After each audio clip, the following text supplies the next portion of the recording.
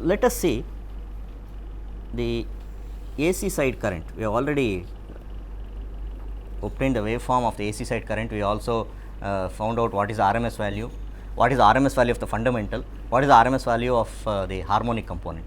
Okay. So, the waveform is the waveform for say IB is one of the AC side currents. So, it has only 3 possible values. IB has 3 possible values, ID or minus ID or 0. So, it is equal to ID for 120 degrees, it is equal to minus ID for 120 degrees, and it is equal to 0 for another 120 degrees. So, the waveform is like this.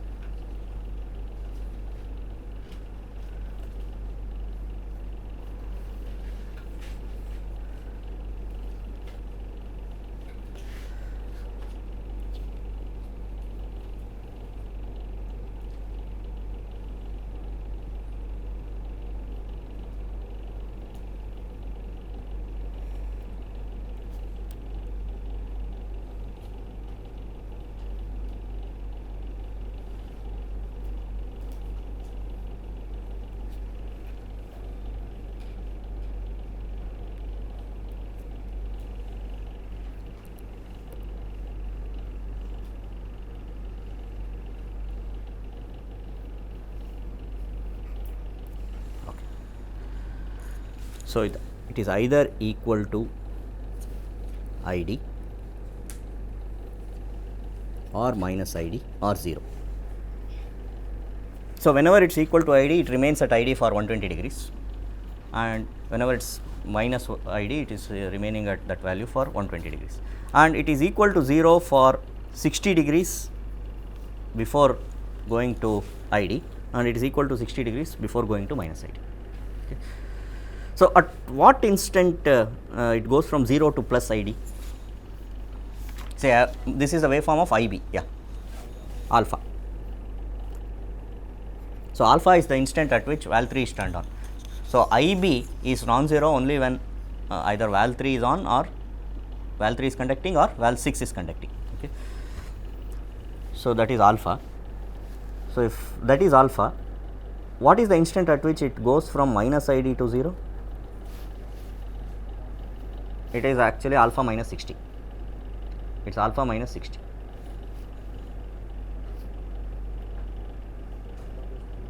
Sorry,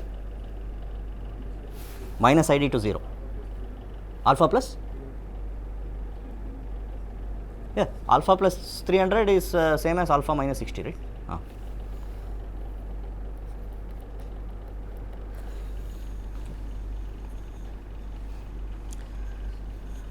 Now, this IB is the current that is flowing through the voltage source EB. See, we have a 3-phase voltage source connected in Y or star on the AC side. So, IB is the current flowing through the voltage source with voltage EB. So, what is the expression for EB? EB is root 2 by 3 V sin omega OT. What is the expression? See, we have been using one particular expression, that is sin omega OT plus 30 degrees.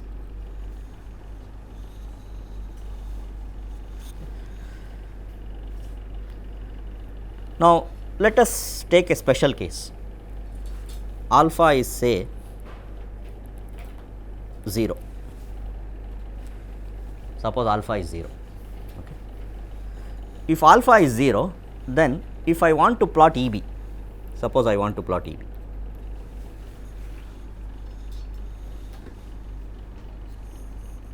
So, where is the 0 crossing of EB? So, say negative to positive 0 crossing of EB. Say when I say alpha is equal to 0, this is equal to 0. Okay. So, and this is equal to minus 60 degrees if alpha is 0. So, I am assuming that alpha is 0. So, if alpha is 0, then where is the 0 crossing of EB? There are two 0 crossing in each cycle, positive to negative, negative to positive. Suppose I take the negative to positive 0 crossing of EB, at what value of omega OT there is a negative to positive 0 crossing? Minus 30 degrees. So, minus 30 degrees somewhere here. Right. So, this is minus 30 degrees.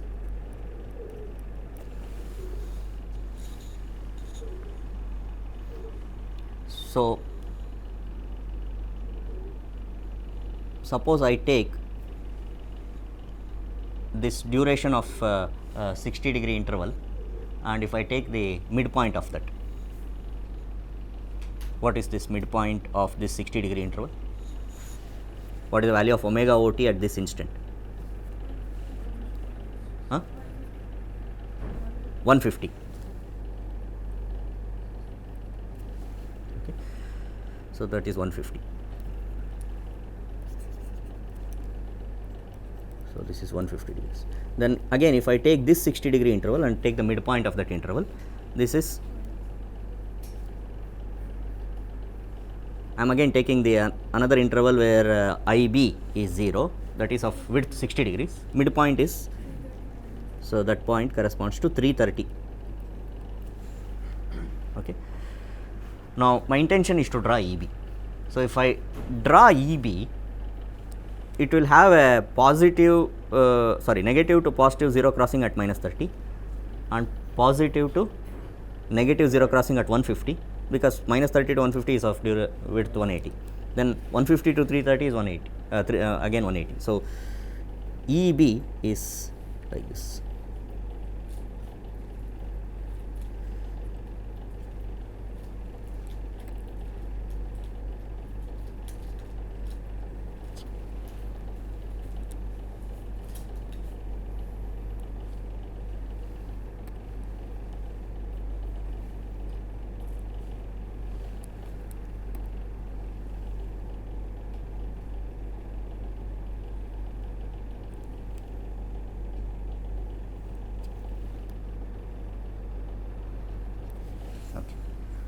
So, this is EB. Now, I define one more quantity, IB1. IB1 is the fundamental component of IB.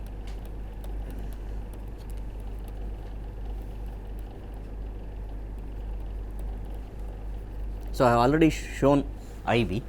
If I show on the same figure IB1, which is a fundamental component of IB. So, by definition, fundamental component is a sinusoidal waveform. See, any fundamental or harmonic component is a sinusoidal waveform. Okay. So, if I take this sinusoidal waveform IB1, how is it related to EB in phase? It is in phase. It is in phase with EB. So, if I try to draw IB1,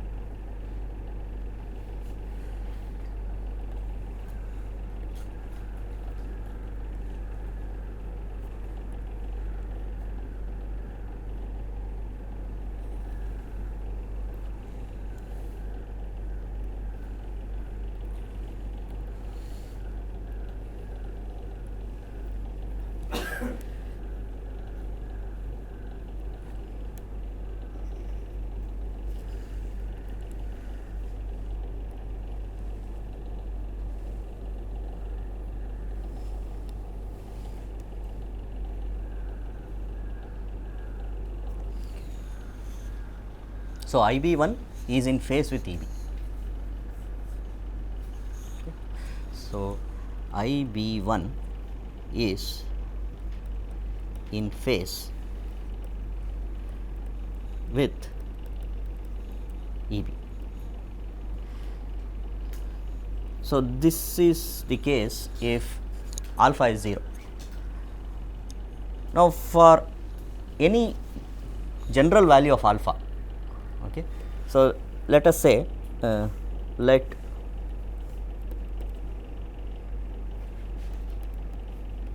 IB1 lag EB by say some phase angle. So, I will give some notation for this phase angle, say phi 1.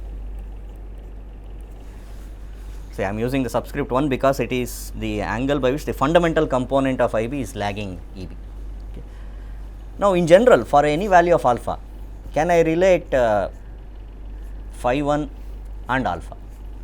See, what is phi 1 for alpha equal to 0? 0, 0. Now, if alpha is not 0, then what is phi 1? Suppose alpha is 10 degrees, what is phi 1? Huh?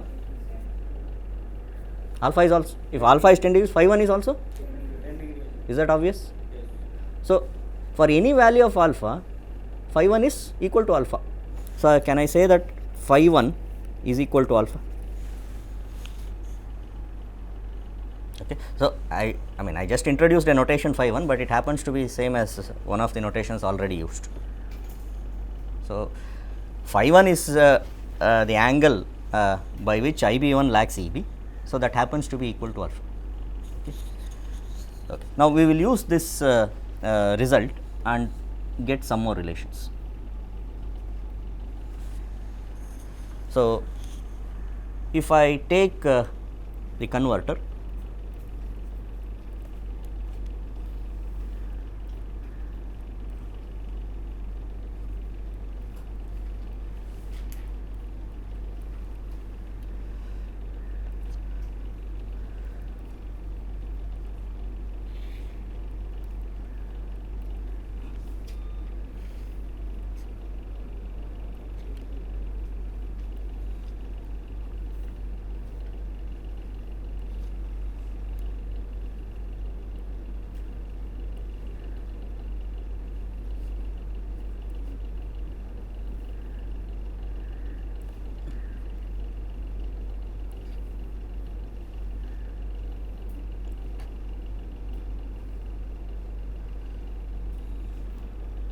one, 3, 5, these are the val numbers, 4, 6, 2.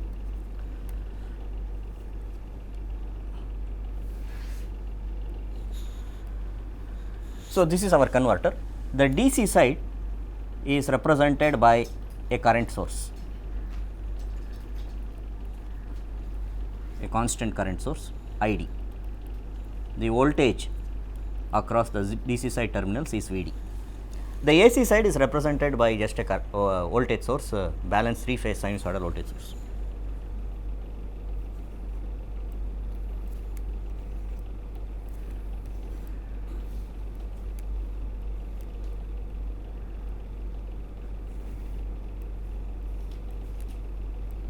So, plus minus plus minus plus minus EA, EB, EC. So, we have expressions for EA, EB, EC. EA is root 2 by 3 V sin omega OT plus 150 degrees. EB is root 2 by 3 V sin omega OT plus 30 degrees, and EC is root 2 by 3 V sin omega OT minus 90 degrees. So, the current that is flowing here is IA, the current that is flowing here is IB, the current that is flowing here is IC. So, please note our converter is just consisting of 6 thyristor valves, nothing more than that. Whatever is shown as voltage source is a representation of the AC side, and whatever is shown as on the DC side, that is the current source, is the representation of the DC side, that is all. So, the converter is just these 3 legs or 6 thyristor valves shown within these red dashed lines. So, this is the converter.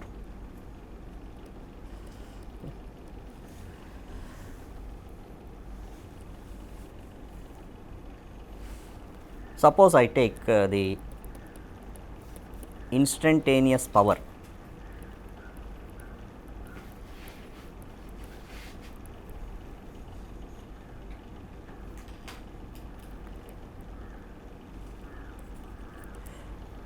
consumed by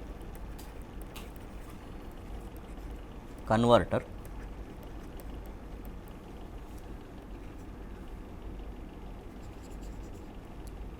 on the AC side.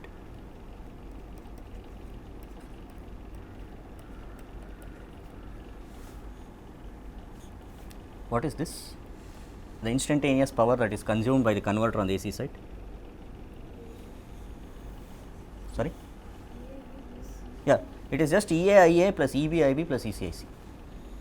EAIA plus EBIB plus ECIC.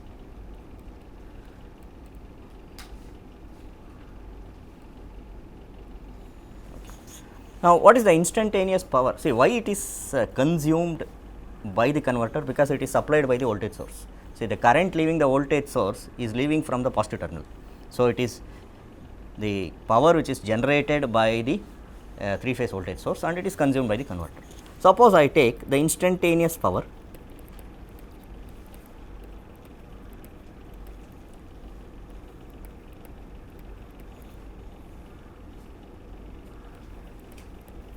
generated by converter on the DC side.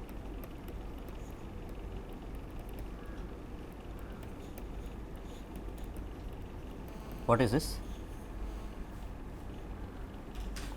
VD, ID.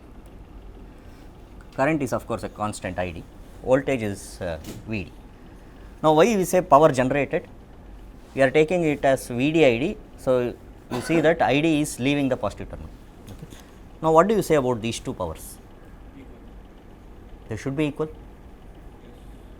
See, the reason is the converter is lossless. Just because we have a lossless converter, can we say instantaneous powers are same?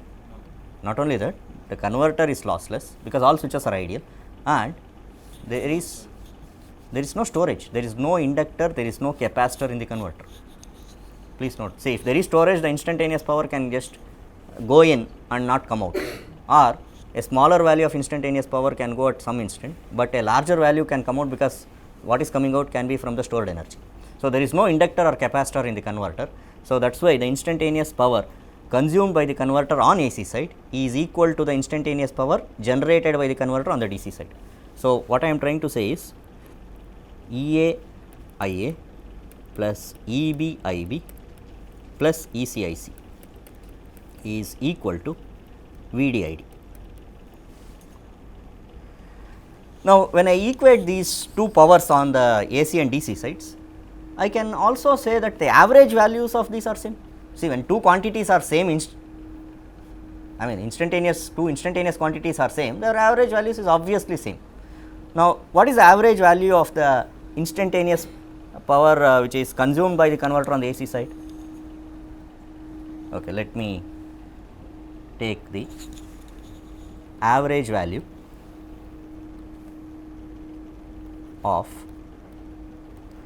say, what I will do is I will just give a notation for this. So, I will call this power on the AC side which is consumed by the converter on the AC side as PA, A for AC.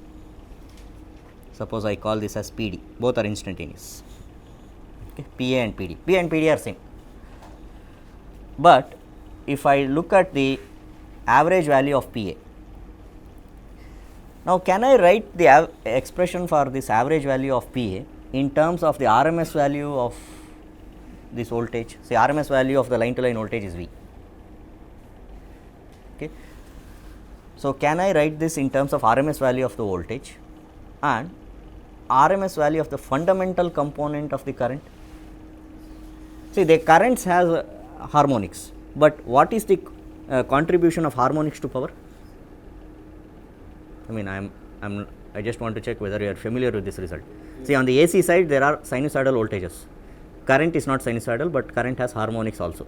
So, what is the contribution of harmonics to power?